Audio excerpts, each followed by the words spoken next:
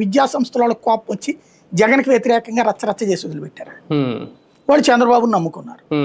జగన్ది elections ముందు 1 కిస్తీ, అంతకుముందు 2 కిస్తీలు, మొత్తం 3 కిస్తీలు ఆగినాయి. ఆ 3 కిస్తీలు కట్టలేదు. అప్పుడు ఏమన్నారు, జగన్ సర్వనాశనం చేసాడు వ్యవస్థను, మేము వచ్చి బాగు చేస్తామని చెప్పి ఫీజు రియంబర్స్మెంట్ కడతామన్నారు. లాస్ట్ ఇయర్ సర్టిఫికెట్లు ఇవ్వలేదుగా, ఇబ్బంది పడ్డారు కదా జనం అందరూ. అదేమంటే మేము వార్నింగ్ ఇచ్చాం వాళ్ళకి ఇవ్వమన్నాం అన్నారు. కానీ గతంలో ఇప్పుడు 30 శాతం ఇచ్చారు. ఇలాగా నేను చెప్తున్నది అదేనండి. రాజశేఖర రెడ్డి గారి నుంచి అంతకు ముందు టైముల్లోది ప్రభుత్వం ఇనిషియేటివ్ తీసుకుని గ్యారంటీ నేను కడతానని హామీ ఇచ్చేది. అవును. ఈ ట్రిప్ జరుగుతున్నది ఏంటంటే మొన్న 2024 నుంచి జగన్ టైం దాన్ని కట్టకపోవడం వల్ల ఆ 1 ఇయర్ దానికి 70 to 80% అందరి చేత డబ్బులు కట్టించుకున్నారు.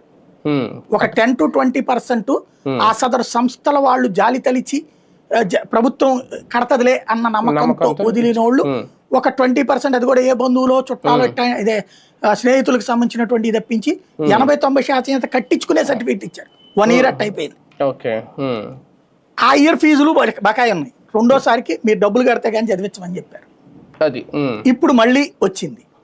ఇప్పుడు ఫీజు రియంబర్స్మెంట్ రిక్రూట్ అడ్మిషన్లలోనే ఈసారి గొడవ అయిపోయింది. మీరు డబ్బులు కడితేనే చేర్చుకుంటాం, తర్వాత డబ్బులు వస్తే ఇస్తాం మీకు, లేకపోతే ఇవ్వం. రియంబర్స్ అది మీరు ప్రభుత్వం సంబంధం, మాకు సంబంధం లేదు. అంతే.